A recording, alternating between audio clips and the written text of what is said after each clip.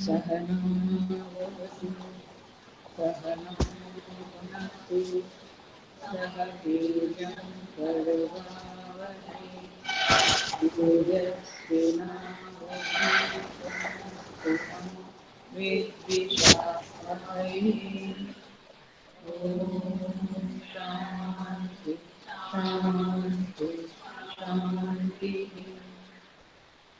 समस्तजनकल्याणे निरतं करुणामयं नमामि चिन्मयं देवं सद्गुरुं भवविद्वरम्।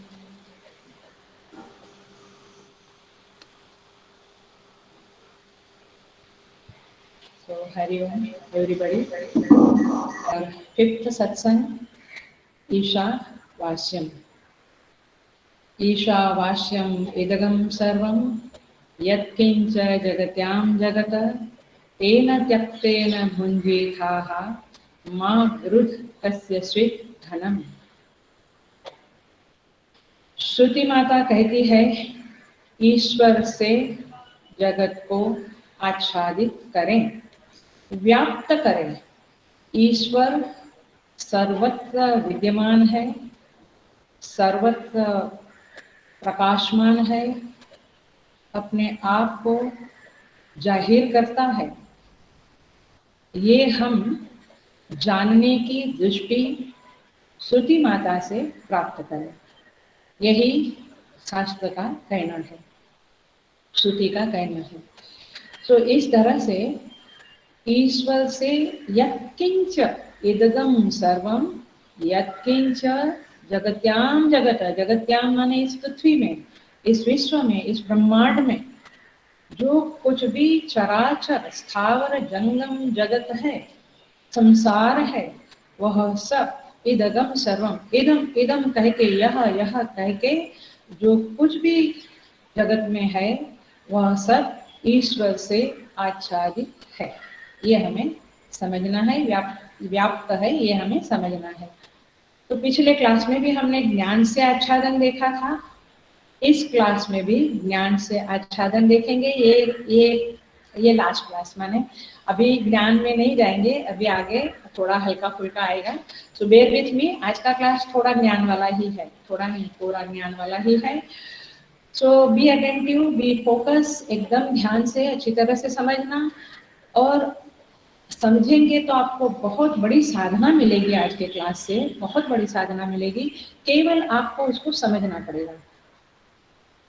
सो यदि आपको याद हो तो मैंने पिछले कहीं कोई क्लास में कहा है कि एक साधना है जो स्वामी जी ने बताई है, वृक्ष को देखो और उसको भी देखो। ये मेरी फेवरेट साधना है, ये मेरा फेवरेट ये है साधना बिंदु है। वृक्ष को देखो और उसको भी देखो, ये पकड़ के रखना।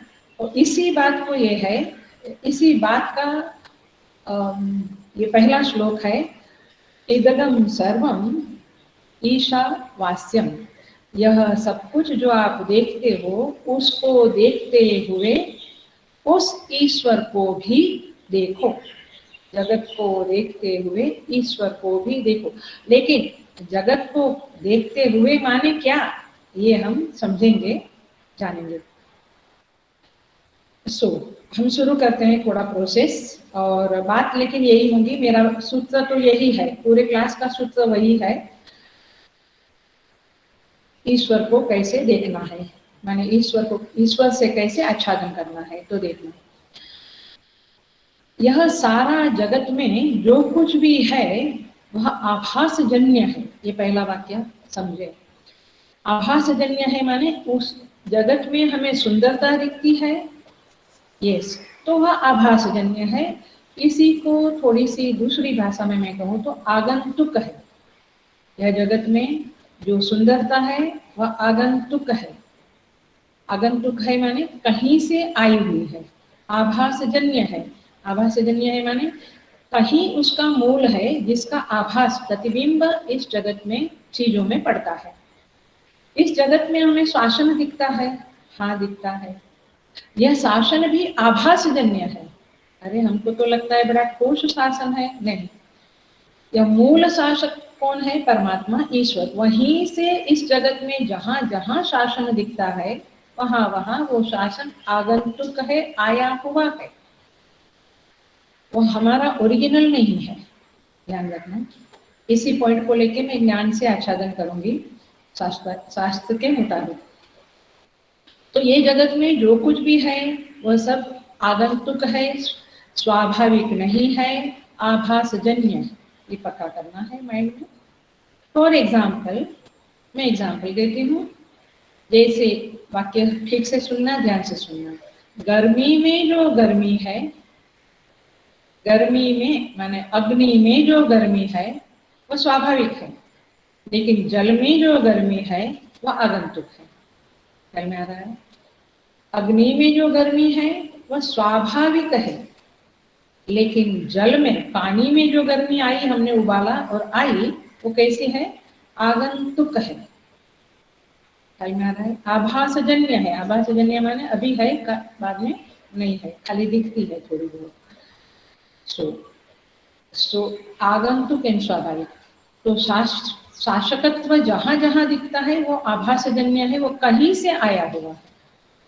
तो जहां से आया हुआ है, देखना, वह ईशा है, और जहां आया है वो जगत है। चपरासी की अकड़, एग्जाम्पल देते हैं, मंत्री जी की कुर्सी से है। समझ में आ रहा है? मंत्री जी की कुर्सी से चपरासी की अकड़ है, तो वो अकड़ कैसी है? स्वाभाविक की आगंतुक? आगंतुक है, because of something. Hanuman ji जब रावण के सामने प्रस्तुत किए गए, तब रावण ने लंका कांड में, जब सीता जी की शोध में निकले थे तब रावण ने हनुमान जी से पूछा, तुम कौन हो? तुम कौन हो? देखिए हनुमान जी ने जो जवाब दिया वो इस आगंतुक और स्वाभाविक में कैसे बैठता है, आप पूरा बुद्धि से मेरे साथ जुड़े रहना। हनुमान जी कहते हैं, जाके बल लवलेसते, जाके बल लवलेसते, जीते हूँ चराचर झारी, तासु दूत में जाकरी हरि प्रिय आने हूँ नाही। जिसके बल के लवलेस माने एक बूंद से तूने चराचर को जीत लिया है, उसका मैं दूत हूँ, उसका मैं दूत हूँ।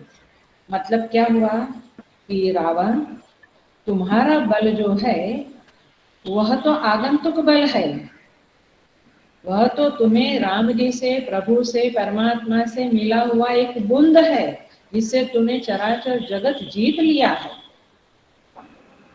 लेकिन ओरिजिनल स्वाभाविक बल किसके पास है? राम जी के पास है, प्रभु के पास है, ईश्वर के पास है। मतलब जो कुछ भी संसार में दिखाई देता है वह सब कुछ स्वाभाविक नहीं है, आभासजन्य है। तो फिर मैं बीच में बोलती रहूंगी, आप बिल्कुल पकड़ लेना।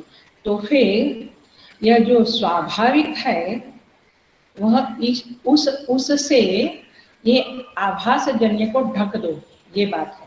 माने आप आभासजन्य बल को, सामर्थ्य को, विद्या को, ज्ञान को, सुंदरता को, धन को, रूप को, यश को, कीर्ति को, आप जो कुछ भी देखते हो आप उससे मोहित होते हो, लेकिन जानो कि ये सारा कुछ आभासजन्य है और यह उस ईश्वर से आया हुआ है। तो मैं ऐसे रखूंगी, जगत में सामर्थ्य को देखते हुए, रूप को, धन को, लक्ष्मी को, शासन को देखते हुए आप मूलतः जहां से ये सब कुछ आया है, जिसके द्वारा आया है, जिसकी कृपा से आया है, उस ईश्वर को देखो। तो ज्ञान के द्वारा ईश्वर को देखना माने क्या?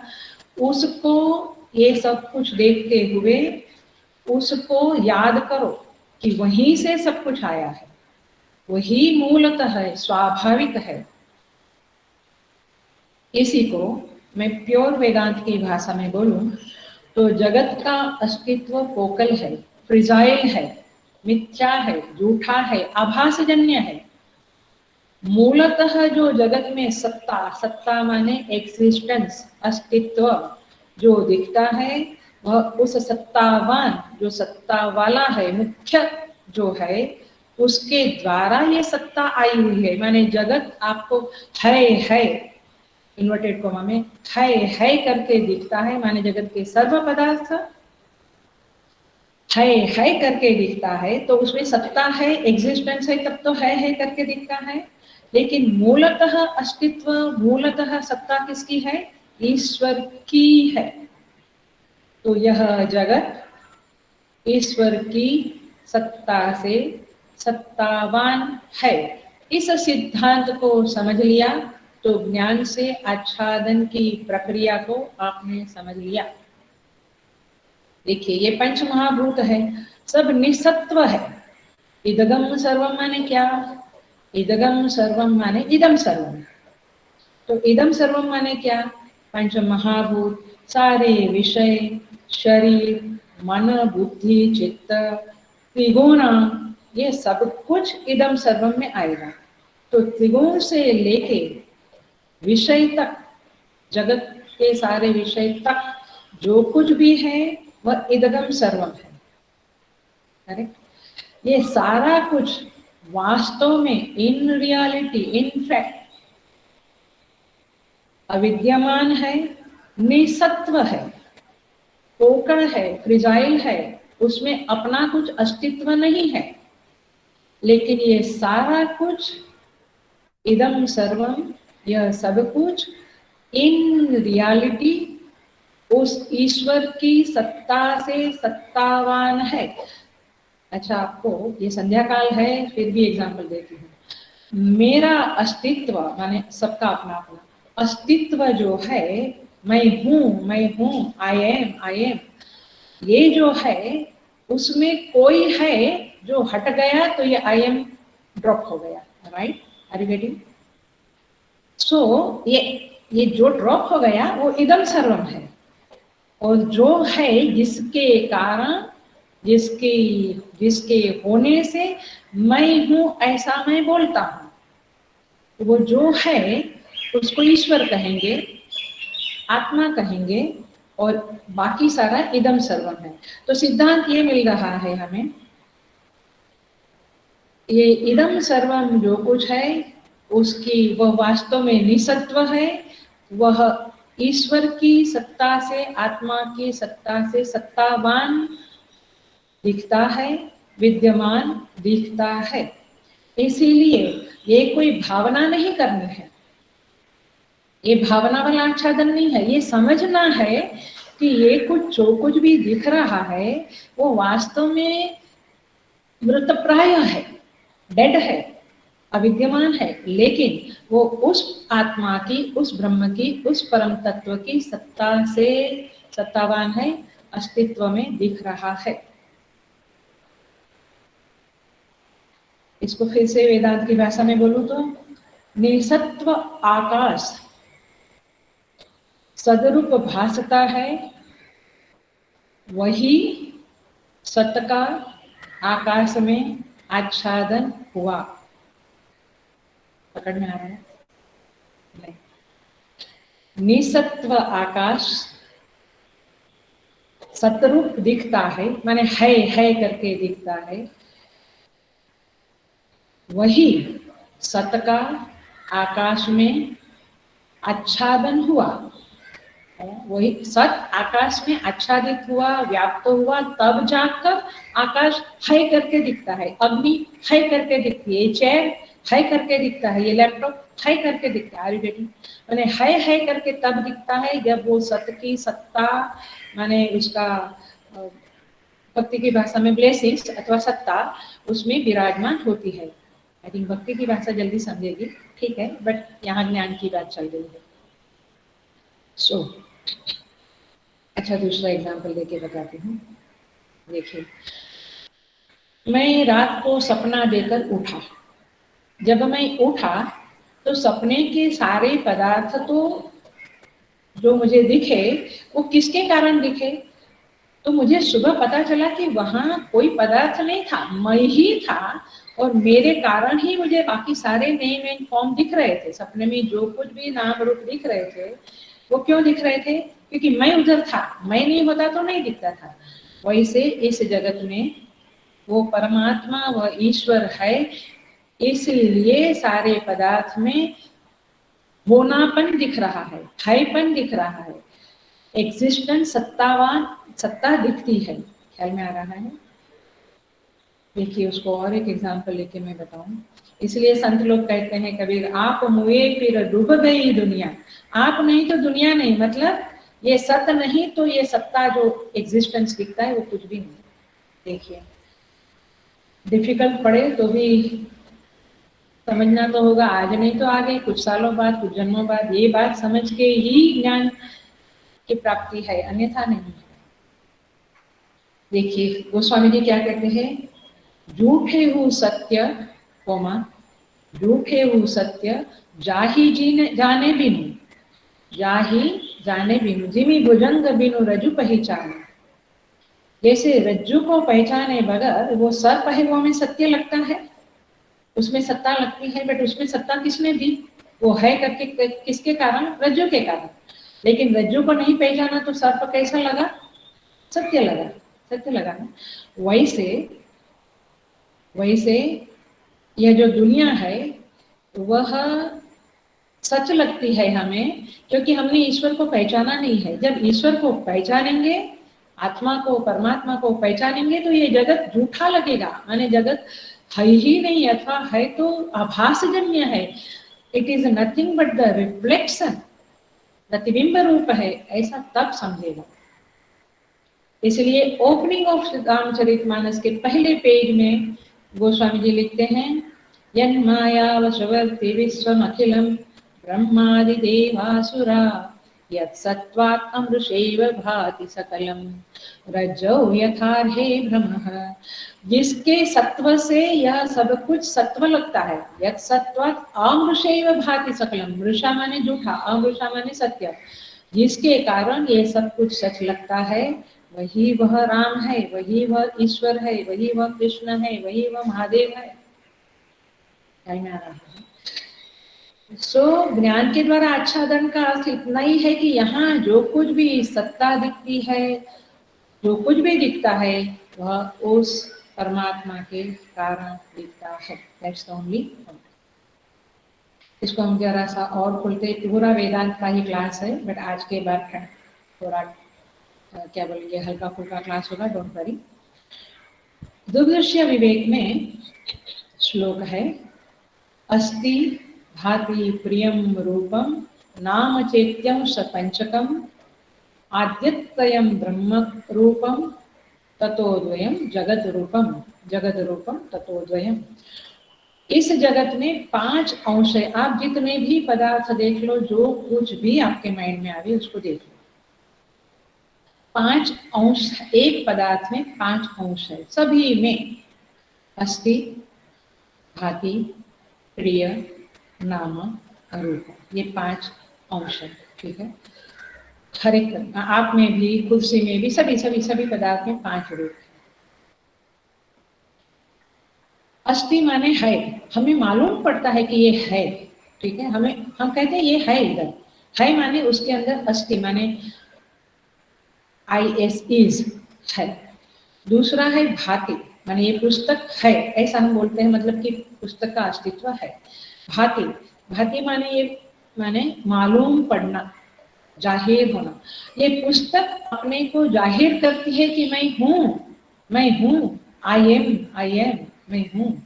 तो ये है भाति, माने मालूम पड़ना, ज्ञान होना। यहाँ पुस्तक है, ये ज्ञान होना, ये है भाति। हर एक पदार्थ अपने को जनाता है इस सृष्टि में, हर एक पदार्थ है करके भासमान है।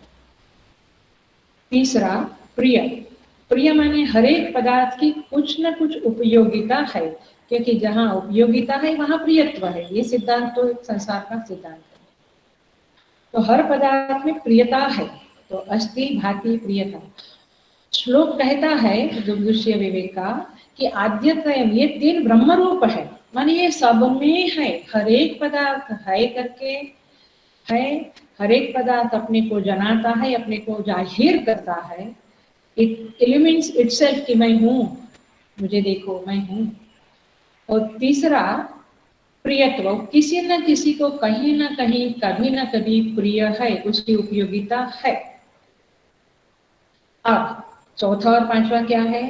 ने नाम रूपम अस्ति भाति प्रियम रूपम नाम चेत्यांश पंचकम, नाम च इति पंचकम, 5 अंश। नाम और रूप जो है, ये श्लोक कहता है ततोद्वयम जगत रूपम, ये दोनों जगत है। आया? ये चॉपिंग चल रही है, एनालिसिस चल रही है, लेवल एक माने 5 अंश का एक विश्लेषण चल रहा है, जिसका नाम ये जगत है। ये जगत 5 अंश में बटा है, चलो आपकी भाषा में बोलो, 5 अंश। अस्ति भाति प्रिय नाम रूप, तो ये जो तीन है वो सब में कॉमन है, सारे पदार्थों में कॉमन है अस्ति भाति प्रिय। और नाम और रूप अलग अलग अलग अलग है।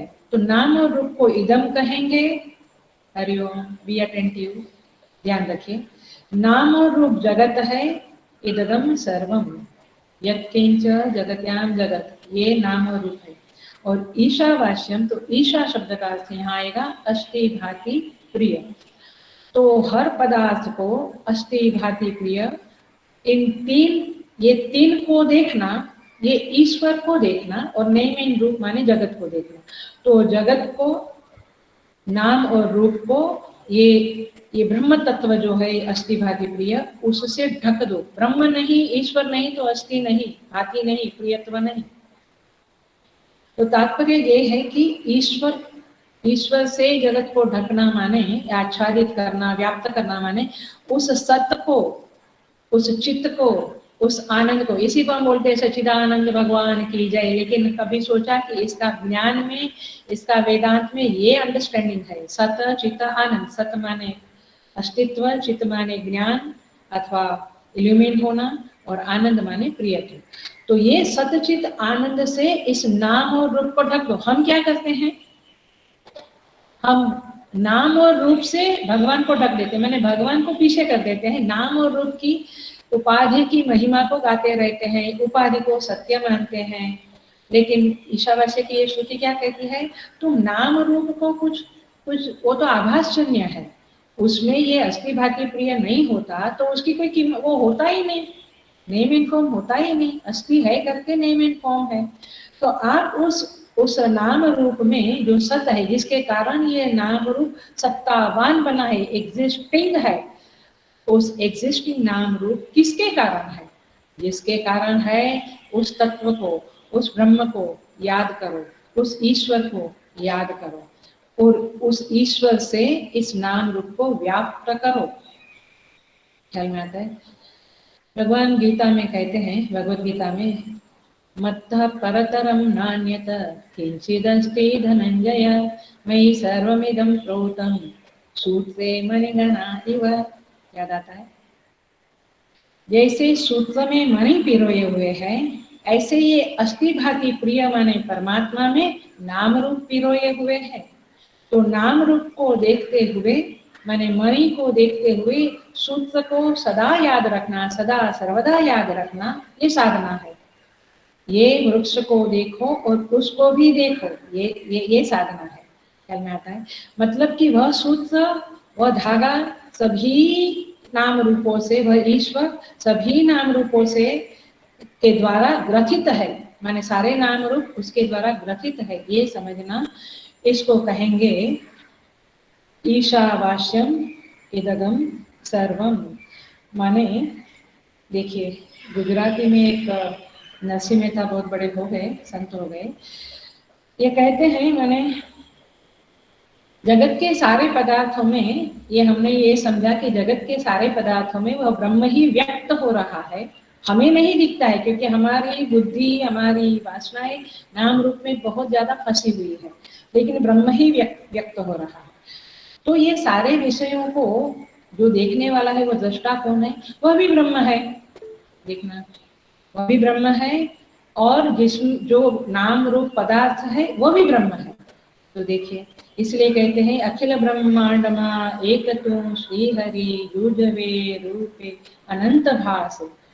और इसलिए कहते हैं कि देखने वाला भी ब्रह्म, दिखने वाली चीजें भी ब्रह्म है। इसलिए आगे नरसिंह मेहता कहते हैं उसमें, ब्रह्म लट का करे ब्रह्म पासे, माने ब्रह्म ही ब्रह्म के साथ डील कर रहा है। वाह, आर यू गेटिंग ये ज्ञान की महिमा?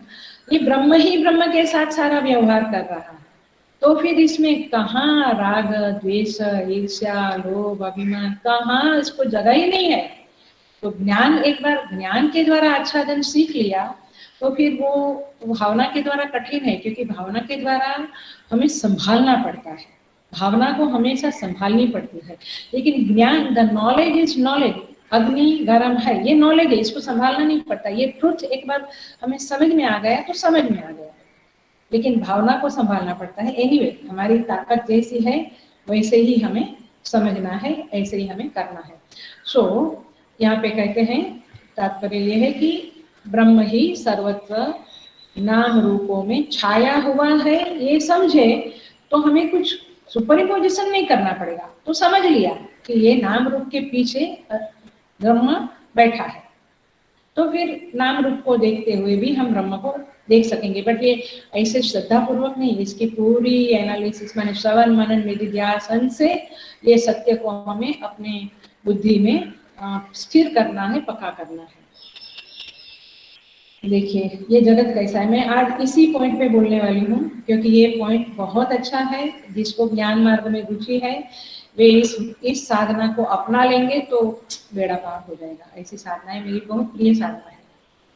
देखिए ये इसको समझेंगे फिर से, ये अलग अलग तरह से मैं क्यों समझा रही हूँ, क्योंकि एक ही सिद्धांत को अलग अलग तरह से समझेंगे तो वो सिद्धांत इंजेक्ट हो जाएगा, दृढ़ हो जाएगा। रामचरितमानस में कहते हैं, रजत सीप मही भास जिमी यथा भानु करवारी। रजत सीप, ये सीप होती है ना, क्या बोलते हैं इसको, शेल बोलते हैं ना, समुद्र किनारे या तो उस शेल बोलते हैं ना, तो उस सीप के पास, सीप में जो रजत चांदी दिखती है वो क्या है, भास है, वो वास्तव में चांदी है नहीं है। वो जैसे वो रजत, जैसे वो सीप में, वो शेल में चांदी सिल्वर दिखती है, वो भास है, वैसे ही ये ब्रह्म में जगत दिख रहा है। ये जगत भास है, लेकिन वो शेल जो सीप है वो तो सच है ना, जो चांदी है वो भास मानता है। वैसे जगत भासमान है, बट हमें क्या देखना है, ब्रह्म को देखना है। यथा भानुकर वारी, रास्ते में कभी पानी दिखता है, सूर्य प्रकाश ही जल के रूप में दिखता है। कहते हैं यद्यपि मृषा तिनी काल हो, ये तो झूठा है, ये पानी भी झूठा दिखता है, ये चांदी भी झूठी दिखती है। यद्यपि मृषा तिनु काल महु ब्रह्म सकमु को न टारी, लेकिन ये भ्रम जल्दी से मिटता नहीं है। ये भ्रम, ये भ्रांति, ये गलत फहमी हमारी मिटती नहीं है। हमें वो परमात्मा दिखता ही नहीं है, केवल नेम एंड फॉर्म दिखता है, लेकिन उसके पीछे, माने जिसके अधिष्ठान में यह नाम रूप व्यक्त हो रहे हैं, दिख रहे हैं, भासमान हो रहे हैं, वो ब्रह्म को देखो। ये श्रुति का कहना है। ईशावास्यम का अर्थ ये है कि उस ब्रह्म को देखो, ईश्वर से व्याप्त करो, माने देखो। कहते हैं यही विधि जग हरि आश्रित रहे, जैसे ये चांदी शिव के आश्रित है, ये पानी सूर्य प्रकाश के आश्रित है, यही विधि जग कोमा हरि आश्रित रहे, ये हरि के, परमात्मा के आश्रय में ये जगत रहता है। ये भक्ति की भाषा तो आ गई, लेकिन आप समझ रहे होंगे कि अस्थि भाति प्रिय के बिना नाम रूप का अस्तित्व नहीं है। जगत की सत्ता उस परमात्मा के अधीन है, इसलिए हम कहते हैं कि उसकी शरण में जाओ। भक्ति का एक वाक्य बोल देती हूँ, उनकी शरण में जाओ माने क्या, आप समझो कि आप उनकी शरण में ही हो। क्या में आ रहा है, आपको केवल समझना है, ये ज्ञान है। ये हर बार शरण में हूँ कायेन वाचा, हर बार जरूरत नहीं है। Once you understand that's it, खत्म हो गया। इसी को भगवान बहुत ही, गीता जी भी ज्ञान से भरी हुई है। इसी को 10वें अध्याय में 39 श्लोक में भगवान कहते हैं, यच्चापि सर्वभूतानां बीजं तदहम् अर्जुन न तदस्ति विना यत् स्यात् मया भूतं चराचरम। कहते हैं कि न तदस्ति विना मया, मेरे बिना ये जगत नहीं है, ये चराचरम भूतम चराचरम। भगवान कहते हैं गीता में कि मेरे बिना ये जगत नहीं है, मैं हूं करके जगत है। जैसे रज्जू है करके सर्प है, जैसे देवदत्त है करके देवदत्त का रिफ्लेक्शन है। तो इस तरह से जैसे ठूठ, जैसे भूत दिखता है ठूठ में, एक पेड़ है ठूठा है, मैंने पत्ते पत्ते खास नहीं है, वो भूत जैसा दिखता है, लेकिन वो ठूठ है ठूठा है तब वो भूत दिखता है में आता है। तो इस तरह से परमात्मा है करके जगत दिखता है। मया ततमिदं सर्वं जगदव्यक्तमूर्तिना मत्स्थानि सर्वभूतानि न चाहं तेषु अवस्थितः। भगवान कहते हैं मया ततमिदं सर्वम, क्या क्लासिक पंक्ति है। आप ईशावास्यम को देखो, ये टुकड़ा उठाओ और मया ततमिदं सर्वम टुकड़ा उठाओ, तो मया जाएगा ईशा की जगह पे, ततम जाएगा वास्यम की जगह पे, और इदम सर्वम ख्याल में आ रहा है। ऐसे ये विद्वानों के रस का स्थान है। विद्वान ऐसे चर्चाएं करके इस सिद्धांतों को मजबूत करते हैं, पक्का करते हैं। मया ततमिदं सर्वम, तो इस तरह से यहाँ पे ये बात कहते हैं। इसी को देखिए भगवान सुखदेव जी महाराज, इसी को श्रीमद् भागवत में कैसे बोला है। देखो भगवान को सर्वात्मा शब्द से कहा है। परीक्षित महाराज श्रीमद् भागवत में ओपनिंग में पूछते हैं कि इस जगत से जब मनुष्य को मृत्यु आने की होती है, उस समय में उसका कर्तव्य क्या है। ये भागवत जी का मूल बेस है, इसी के आधार पे सारा भागवत बना हुआ है। मैंने भागवत की रचना हुई है, प्रवचन हुए हैं सुखदेव जी द्वारा, सुखदेव जी महाराज द्वारा। तो कहते हैं किसका जप करना, किसके बारे में सुनना, किसका स्मरण करना, ऐसे परीक्षित महाराज पूछते हैं। तो सुखदेव जी महाराज कहते हैं तस्मात् भारत सर्वात्मा भगवान ईश्वरो हरिः श्रोतव्य कीर्तितव्यश्च स्मर्तव्यश्च इच्छता अभयम्।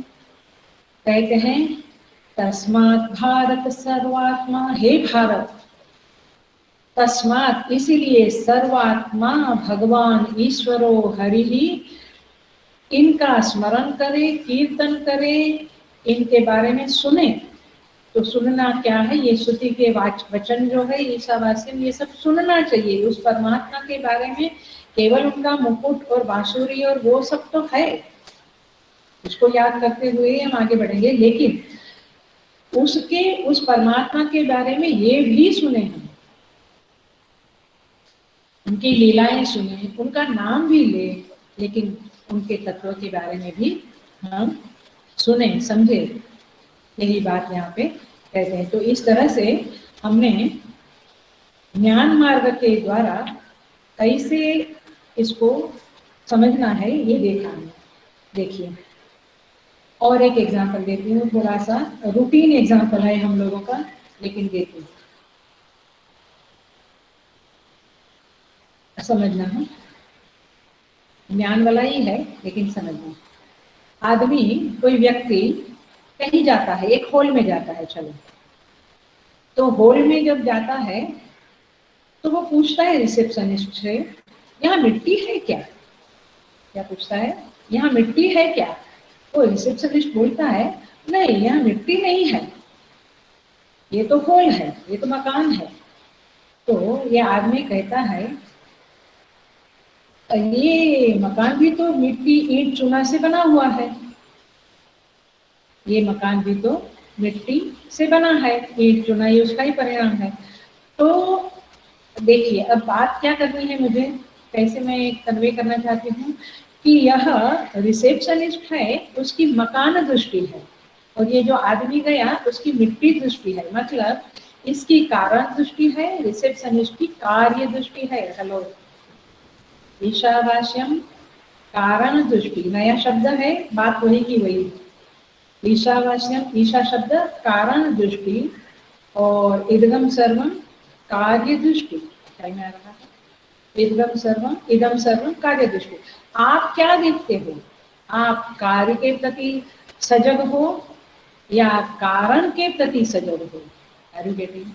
आपके चित्त में कार्य प्रतिबिंबित होता है या कारण प्रतिबिंबित होता है?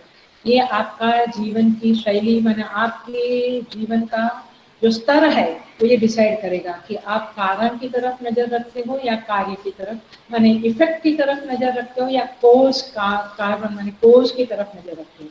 कारण, अब देखो मैं इसी ईशावास्य का ये शब्द बोलूंगी, कारण दृष्टि से कार्य दृष्टि को ढक दो, व्याप्त कर दो। समझ में आ रहा है अभी ये वाक्य? समझ में आ रहा है? कारण दृष्टि से कार्य दृष्टि को ढक दो, आच्छादित कर दो। यही बात है, मैंने उस ईश्वर से, उस परमात्मा से, उस तत्व से ये नेम एंड फॉर्म जो है उसको ढक दो। ढक दो माने highlight the tattva into the name and form. What are we doing now? We are highlighting name and form and we are forgetting the परमात्मा, the ईश्वर, the धर्म जो अंदर बैठा है उसको हम भूल गए हैं। ईश्वर क्या है? समग्र ऐश्वर्यस्य समग्रस्य धर्मस्य यश सश्रिय, समग्र धर्म का जो घनीभूत रूप है वो परमात्मा है, उसको नहीं देखते हम, नेम एंड फॉर्म का देखते हैं। सो ख्याल में आ रहा है? कारण दृष्टि से the cause should be prevailing to the effect. Here what is happening? We are highlighting the effect and forgetting the cause. नहीं, ऐसे नहीं चलेगा। Then it cannot be, the sadhana cannot be there. तो ये साधना है, कारण दृष्टि से कार्य दृष्टि को व्याप्त कर दो, pervade the name and form with the Lord. The Lord should be pervading into all the names and form in the world. अभी जाके ये ईशावास्य जमेगा। देखो और एक ग्रंथ में कहते हैं, कोनपम एक सूत्र है, एक श्लोक है, सुभाषित है, कोनपम कामिनी मांसम कोमा, कोनपम कामिनी मांसम कोमा, योगिभिः कामिभिः स्वभिः। बस इतना ही सूत्र है, मैं इसको समझाती हूँ। कोरप माने शब, डेड बॉडी, कामिनी माने एक स्त्री, और मांस माने फ्लेश, मांस। एक नारी का रूप है, एक ऑब्जेक्ट, एक स्त्री का रूप है, उसको योगी कैसे देखता है? Dead body. He is always in a meditation, he doesn't want the world this and that, वो दूर रहता है हिमालय की गोद में, गुफा में, ऐसे। तो उसको स्त्री डेड बॉडी जैसी है। कामी व्यक्ति को कामिनी जैसी है, माने वो कैसे देखता है? उसको कामिनी के रूप में देखता है। योगी डेड बॉडी के रूप में देखता है। स्व माने कुत्ता, शेर, चित्ता, ये लोग कैसे देखते हैं? उसको कोई स्त्री है या क्या है, कुछ नहीं, उसको माउस दिखता है। एक ही पदार्थ है लेकिन देखने का नजरिया अलग अलग है ना? लेकिन जो ज्ञानी है वो कैसे देखता है? वो उसे ब्रह्म रूप में देखता है। ख्याल में आ रहा है?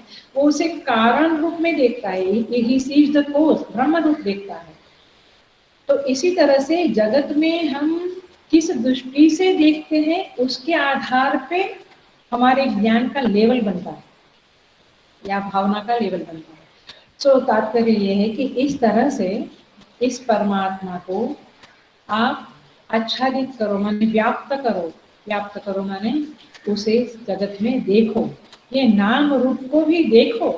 अभी आप साधक हो, जब ज्ञानी की दृष्टि बन जाएगी, सिद्ध बन जाएंगे, तब हमारी दृष्टि में केवल ब्रह्म ही ब्रह्म रहेगा और कुछ नहीं रहेगा। लेकिन साधक हो तो आप कहेंगे हमें तो डील करना पड़ता है, करो डील, व्यवहार करो, लेकिन बैक ऑफ द माइंड में आप क्या रखो? सब कुछ ब्रह्म है, ईश्वर है, ईश्वर से ही व्याप्त है, ये बात को मत भूलो। वो पुरानी कहानी याद आती है ना, क्लास में मैं बहुत बार बोलती हूँ। वो आदमी गया, वो मारवाड़ी, उसको धंधे में खोट पड़ा, तो क्या बोलते हैं, बहुत कर्जा हो गया। तो उसने सोचा भगवान जो मेरे पास सोने के है, सुवर्ण के, गोल्ड के, उसको बेच डालता हूँ। तो गणपति भी गोल्ड के, चूहा भी और उंदीर भी गोल्ड का, माउस भी गोल्ड का। तो लेके गया, तो गोल्ड स्मिथ के पास गया, तो सुवर्णकार के पास, तो तो उसने वजन किया तो चूहे का वजन 5 किलो और गणपति का वजन 3 किलो। तो बोले मैं ये गणपति का 10,000 दूंगा, माने जो भी 50,000 जो भी भाव है दूंगा, और चूहे का माने गणपति का 10,000 दूंगा, चूहे का 50,000 दूंगा। ऐसे माने गणपति का पैसा ज्यादा, चूहे का पैसा ज्यादा। ये बोलता है कि भैया मैं तो भगत आदमी हूँ, ये चूहा से तो गणपति मेरे को ज्यादा महिमावान है। बोले वो तुम्हारी दृष्टि है, मुझे तो सोने का जो वजन है वो मैं करूंगा। तो मतलब है कि स्वर्णकार की गोल्ड स्मिथ की दृष्टि कहाँ है? कारण पे है, कितना सोना है। लेकिन जो भक्त है उसकी दृष्टि है ये गणपति है, ये चूहा है। तो कार्य दृष्टि या कारण दृष्टि? तो कारण, तो गोल्ड स्मिथ ने क्या किया, कारण दृष्टि से कार्य दृष्टि को ढक दिया। माने he didn't bother about whether it is Ganpati और वेदर इट इज चूहा, लेकिन उसने क्या देखा, सोना कितना है, सुवर्ण कितना है। वैसे जो भक्त होता है, जो ज्ञानी होता है, हम साधक लोग ये कोशिश करें कि ये जो अस्थि भांति प्रिय रूप में जो परमात्मा है, जिसके कारण ये नेम एंड फॉर्म अस्तित्व में है, जिसके कारण ये नेम एंड फॉर्म की भासमानता है, इल्यूमिनेट है, उस परमात्मा को याद करना है, सतत याद करना है, अखंड नाम स्मरण करना है। अखंड नाम स्मरण का यही मतलब है कि नाम लेते जाओ और उसका स्मरण करते जाओ। तो इस तरह से जब होगा तब वास्तव में कुछ तो परिणाम आएगा। उसके सामर्थ्य को याद करो। आपको ऐसे ही वेदांत की दृष्टि से याद करने को नहीं होता है, तो आप उसके सामर्थ्य को याद करो। आप गाते हो क्लास में, माने हमारे यहाँ सत्संग होता है रोज शाम को 7 से 8, अभी तो लॉकडाउन में तो नहीं होता है, लेकिन तो आप गाते हो मूकं करोति वाचालम अंगुम लंघयते गिरिं यत्कृपातमहं वन्दे परमानंद माधवम। आप गाते हो। आप जो भी करते हो, एक ये सिद्धांत आज के क्लास का समझ लिया, तो आप जो भी करते हो उधर ही अप्लाई कर सकते हो। व्हाटएवर यू डू, यू से 1 2 3 4 5 6 7 8 9 10, आप जो भी करो, जो भी बोलो, आप ये समझो कि ये जो वाणी है, ये जो दृश्यमानता है, ये सुपर इम्पोजिशन है। ये एक पोकड़, एक फ्रिजाइल, एक एलिमेंट, केवल दिखती हुई, दिखाई देने वाली सत्ता है। वास्तव में जिसके कारण ये दिखता है उसको याद करना है। माने ये मुंह का व्यक्ति पर्वत लांग जाता है जिसकी सत्ता से, तो तुरंत ये श्लोक के साथ साथ क्या करना है, ये तो हम समझेंगे कि मुखे को भगवान ये करता है, लेकिन उस परमात्मा का स्मरण करना है जिसके कारण। भागवत जी में जब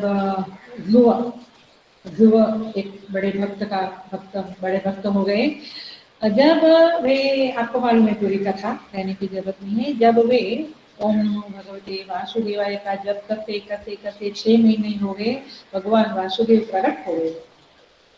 जब भगवान वासुदेव प्रकट हो गए तो भगवान ने कहा कुछ मांगो, लेकिन ध्रुव की वाणी ही बंद हो गई, वो तो देखते ही रह गया भगवान। तो भगवान ने उसके कपोल पे शंख का स्पर्श कराया और तब उनकी वाणी फूटी, माने वो बोलने लगे। तो उन्होंने क्या कहा, योऽन्तः प्रविश्य मम वाचमिमां प्रसुप्तां, योऽन्तः प्रविश्य मम वाचमिमां प्रसुप्तां संजीवयति अखिल शक्तिधर स्वधाम्ना। कहते हैं जिनकी कृपा से, जो अंदर अंदर अंदर प्रविष्ट है, उस अंतः प्रविश्य जो परमात्मा है, उनकी कृपा से मेरी वाणी अब बोल गई। माने कितना उनका ज्ञान है। देखो, वे जानते हैं कि वाणी का बोलना, आंखों का देखना, वस्तु का भासमान होना, ये उस परमात्मा के बिना नहीं हो सकता है। कहते हैं योऽन्तः प्रविश्य मम वाचमिमां प्रसुप्तां, ये वाणी तो सोई हुई है, जड़ है, डेड है। डेड माने जड़ है, उसमें चेतन शक्ति नहीं है, लेकिन ये आत्मा की वजह से, ये परमात्मा की वजह से वो बोल पाती है। तो कहते संजीवयति, ये संजीवन कब हुई, उस आत्मा की वजह से हुई। तो वो जो तत्व है, अब मैं कुछ भी बोलूं, लेकिन बोलते समय मुझे ख्याल नहीं आता है, आई एम नॉट रिमेम्बरिंग कि अरे वो प्रभु की वजह से मैं बोल रहा हूँ, ख्याल में आता है। तो ये जो स्मरण है, संजीवयति अखिल शक्तिधर स्वधाम्ना अन्यांश्च हस्तचरण श्रवणत्वगादीन् प्राणान नमो भगवते पुरुषाय तुभ्यम। तब वो कहते हैं कि ध्रुव जी कहते हैं भगवान वासुदेव को कि अन्यश्च हस्त चरण श्रवण त्वक माने त्वचा माने पांच इंद्रियां, ये सारा कुछ जो है, हाथ पैर आंखें सब कुछ जो है, ये प्राण शक्ति, ये सब कुछ जो है, इन सबको आप सजीवन करते हो तब जाके भी अपना कार्य कर सकते हो। So all this is which seems to be existing is because of that inverted comma, that existence. All this which is existing is because of that existence. उस सत्ता के कारण यह सब कुछ सत्तावान सा दिखता है। तो ईशावास्यम क्या हुआ? तो ईशावास्यम वह हुआ कि उस तत्व को, उस आत्मा को, उस ईश्वर को आप देखो। उस ईश्वर के द्वारा इस जगत को व्याप्त करना, माने जगत को देखते हुए, जगत जड़ है, याद रखना। इदगम सर्वम कहा है, इदम माने जड़, यह करके जो कुछ है वो जड़ है। अहम जो है वह ही एक सत्ता है, वह ही एक आत्मा है। तो अभी देखो प्योर वेदांत की भाषा में बोलती हूँ, अहम के द्वारा इदम को व्याप्त करो, ऐसे नहीं समझेगा। लेकिन ये प्रहलाद जी का एग्जाम्पल, ये ध्रुव जी का एग्जाम्पल, ऐसे सब, ये ध्रुव जी के एग्जाम्पल से, ऐसे सब एग्जाम्पल से, या मारवाड़ी का एग्जाम्पल, ये कोनपम कामिनी वाले बहुत सारे या एग्जाम्पल से, गीता जी से, ऐसे अन्य अन्य ग्रंथों का अभ्यास क्यों करना चाहिए? क्योंकि सारे ग्रंथों के द्वारा हमें ये एक सिद्धांत जो है श्रुति का, कि ये जगत वास्तव में ईश्वर ब्रह्म के अलावा कुछ नहीं है। लेकिन हमें अलग अलग तरह से समझाते हैं कि इसको इस तरह से देखो, इस अहम से। तो इसका मतलब ये हुआ, मैं छोड़ देती हूँ क्योंकि ये बहुत कठिन है और मैं शायद नहीं लूंगी, लेकिन जो इंटरेस्टेड है, जो पक्के साधक, मैच्योर साधक है, उनके लिए कहती हूँ कि बाहर जैसे ईश्वर से व्याप्त करो, तो वो ईश्वर माने अहम, वो आपकी आत्मा ही है, वो आप ही हो। ओ मैं ईश्वर, very difficult to grasp it. मैं ईश्वर, अम्मा जी पता नहीं आप चाय भाई पिया है कि नहीं? चाय तो पिया है मैंने। अहम माने वही आप ही ईश्वर सो, आप से ही जगत को व्याप्त करो। ये बड़ा कठिन, वेरी वेरी हाई स्टेटमेंट है, बट यही सत्य है। अहम से ही इदम को व्याप्त करो, आप से ही ईश्वर, आप ही ईश्वर हो, आप से ही ये जगत व्याप्त है। ये समझो, ये समझ पक्की बनेगी तो आपको ये ज्ञान वाली साधना पचेगी, डाइजेस्ट होगी। नहीं तो वेरी वेरी वेरी डिफिकल्ट है ये साधना। देखिए मैं एक बढ़िया एग्जांपल देके पूरा करती हूँ। ये जगत कैसा है? जड़ है। जड़ है माने पोकड़ है, यहाँ कुछ है नहीं वास्तव में। फिर से कहती हूँ, ये उनकी सत्ता से सत्तावान, ये शरीर जड़ है, वो बैठा है अंदर आई आई करके अहम, तब जाके ये वो अहम गया। तो अहम माने जीव परमात्मा दोनों, जो भी। तो आत्मा गया तो गया, तो फिर ये जड़ हो गया, तो ये पोकड़ है। इसको समझाने के लिए मैं एक बढ़िया कहानी से पूरा करती हूँ, क्योंकि आप काफी थक गए होंगे। इट्स वेरी वेरी डिफिकल्ट, थके है ना मुझे मालूम है, लेकिन आज का बस अंतिम है। अब आगे से भक्ति वाला थोड़ा आपको लाइट लाइट वाला आएगा, लेकिन मैं मजेदार कहानी से पूरा करती हूँ। कहानी माने कहानी, ये जगत, लेकिन बात मैं ऐसे ही नहीं कर रही हूँ, बात यही कर रही हूँ कि जगत झूठा है, जगत मायामय है, जगत पोकड़ है, यहाँ कोई सत्य सच्चाई कुछ नहीं है, सब ऐसे ही है। एक बार एक मायावी, मायावी शब्द से शुरू, मायावी, एक मायावी था, जादूगर था। वो एक राजा के दरबार में गया, पुरानी कहानी है। राजा के पास गया, आज जब गया तो उसने राजा को कहा मुझे जादू दिखाना है आपको।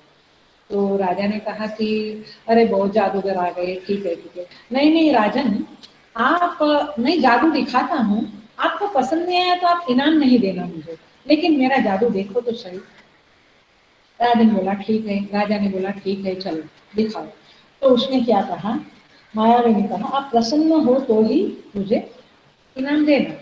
तो राजा ने अलाव किया, सभा भरी, पूरा सारी सारी प्रजा बैठी है, राजा बैठे हैं, और ये मायावी ने अपनी माया शुरू कर दी। उसने क्या किया, एक बड़ा डोरा आकाश में फेंका, आकाश की ओर फेंका।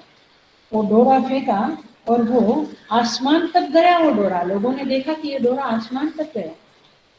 और फिर ये आदमी उस डोरे से ऊपर चढ़ने लगा, चढ़ने लगा, चढ़ने लगा, और बोलने लगा जोर जोर से, देखो देखो, मैं इंद्र राजा के पास जा रहा हूँ, और स्वर्ग में जा रहा हूँ, और स्वर्ग में मैं इंद्र से युद्ध करूंगा, और मैं युद्ध करके जीत कर आऊंगा, जीत कर आऊंगा, ऐसा उसने कहा। लोग देखने लगे कि हाँ हाँ, ये तो चढ़ रहा है, चढ़ रहा है, और बोला कि मैं अभी युद्ध करूंगा।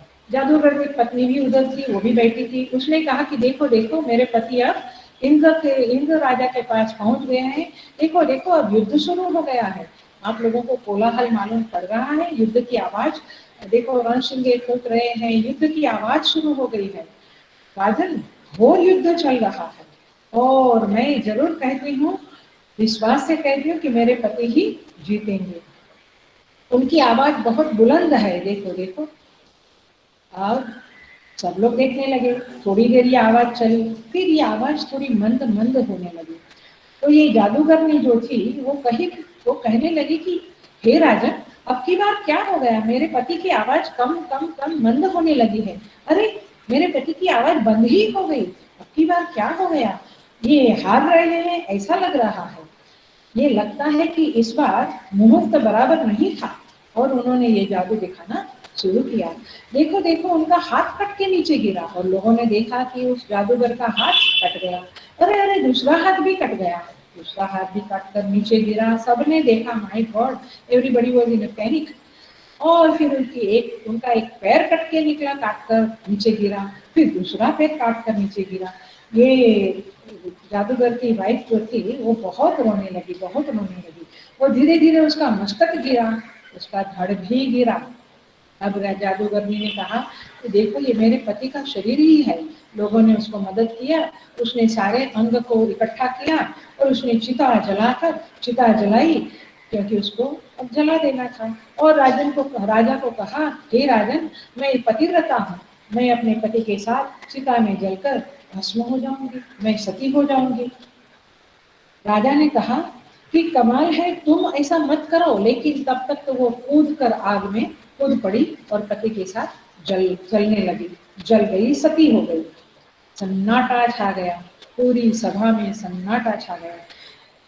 उतनी देर में क्या आश्चर्य हुआ कि वो धागा धीरे धीरे नीचे आया, और उस धागे के साथ वो जादूगर भी धीरे धीरे नीचे उतर रहा है। लोग मुंह में उंगली तले दबा दिया, माने दांतों तले उंगली दबा दी, और वो तो धागे से नीचे उतर गया। राजा तो भयंकर आश्चर्य में। राजा ने कहा, जादूगर, तुम तो मर गए थे, तुम्हारा तो शरीर कट के नीचे आ गया। अरे राजन, यही तो अभूतपूर्व माया है मेरी, यही तो मेरा जादू है। आप क्या समझे मैं मर गया, देखो मैं आपके सामने जिंदा हूँ। राजा ने कहा, हाँ भैया, ये तो अभूतपूर्व जादू है, मैं तो तुम्हें बहुत बड़ा इनाम दूंगा, मैं बहुत प्रसन्न हुआ हूँ। तो जादूगर ने कहा, लाइए मेरा इनाम।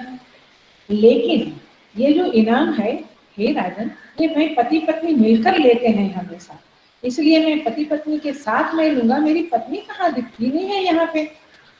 अब सारी सभा चुप, क्योंकि पत्नी तो जलकर मर गई। तो राजा ने कहा कि तुम्हारी पत्नी तो जलकर मर गई है, तुम्हारे लिए सती हो गई है।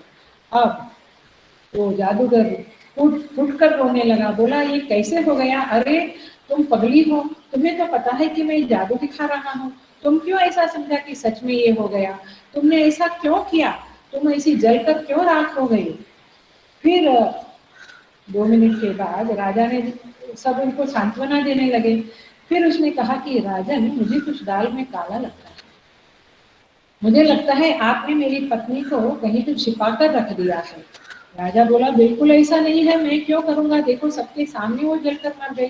तो उसने कहा, ठहरो ठहरो, उसको कहीं तो छिपाया है, मैं आवाज देता हूँ।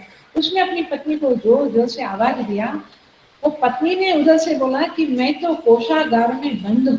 कोषागार समझते हैं ना, ट्रेजर हाउस। वो 7 दरवाजे ताले लगाकर दरवाजे होके अंदर बंद है। तो बोला कमाल है। राजा को बड़ी शर्म आई, बोला ये क्या हो गया। जादूगर ने कहा कुछ नहीं, उसको लेके आए यहाँ पे और दोनों ने, उसको पत्नी भी आई और दोनों ने इनाम लिया और इस तरह से ये जादू पूरा हुआ। लेकिन आपको समझ में आता है कि ये सब कुछ जो दिखा वो जादू था, वो माया थी, न होते हुए भी दिख रहा था। माय डियर साधकगण, ये संसार में ऐसा ही है। ये वाक्य आपको मुझे पचने में बहुत समय लगेगा, बहुत साधना करनी पड़ेगी, बट करनी तो पड़ेगी, शुरू तो करना ही पड़ेगा कहीं ना कहीं से, और उस चीज को साफ समझना पड़ेगा। ऐसे ही श्री राम जय राम करने से थोड़ा बहुत तो फायदा है ही, बट टॉप पे पहुंचना है, अंतिम लक्ष्य में पहुंचना है, तो ये ज्ञान को समझना पड़ेगा। तो इसीलिए उस ज्ञान माने इस बात को समझना पड़ेगा कि ये जैसे वो जादूगर ने ये सब दिखाया वो वास्तव में जादू था, वो केवल दिखता था, वास्तव में नहीं था। दृश्यमान था, दिखाई देता था, वास्तव में नहीं था। वैसे ही वैसे ही यह जगत दिखता है, दृश्यमान है, सब कुछ दिख रहा है, जन्म मरण सुख दुख आनंद शोक सब कुछ दिख रहा है, लेकिन वास्तव में केवल ब्रह्म है, कुछ नहीं है। उस ब्रह्म के ऊपर सब कुछ, जैसे जल के ऊपर तरंगे दिखती है, जैसे आपका जो अम्मा लोग पहले कपड़े के ऊपर एम्ब्रॉयडरी करती थी, उसमें घर दिखता था, पेड़ दिखता था, जैसे स्क्रीन के ऊपर हमें सब न्यूज दिखते हैं, न्यूज रीडर दिखते हैं, सारी जगह के न्यूज दिखते हैं। मतलब कि ये ब्रह्मरूपी पर्दे के ऊपर सारा कुछ ये दृश्यमान जगत चित्र विचित्र की तरह दिख रहा है, पोकड़ है, दुखा है, मायावी है। ये बात जब तब समझेगी, अभी नहीं समझेगी, अभी तो हमें सब कुछ ठोस सत्य लगेगा, लेकिन तब समझेगी जब हम उस ब्रह्म को जान लेंगे। लेकिन जान तब लेंगे जब हम ये साधना करेंगे कि नाम रूप के साथ साथ विषयों को, पदार्थों को, जगत के देखते हुए उस परमात्मा को भी हम देखें, उसे याद करें। इसी को कहते हैं ईशावास्यम इदगम सर्वम यत्किंच जगत्याम जगत। ये साधना है और ये पुनः पुनः सुनना। थैंक गॉड ये टेक्निकल टीम वीडियो बना रही है, तो आप बार बार सुन सकेंगे और सुनकर इस साधना को करें। इस साधना का सिंपल वाक्य है जो याद रह जाता है, और मेरे इधर के सारे क्लासेस को तो ये वाक्य एकदम मैं बोलती हूँ तो हंसने लगते हैं, मैंने याद आ जाता है। वृक्ष को देखो और उसको भी देखो, यही ईशावास्य एकदम सर्वम है। अस्तु, भगवान आप सबको सेफ रखे, सबके ऊपर आशीर्वाद रहे तुझे गुरुदेव और परमात्मा का, और उनकी ही कृपा से हम उन्हें इस संसार में अखंड सतत देखें, उनकी व्यापकता को सतत देखें, स्मरण में रखें। यही प्रार्थना करते हुए मैं ये क्लास पूरा करती हूँ। ओम पूर्णमद पूर्णमिदं पूर्णात्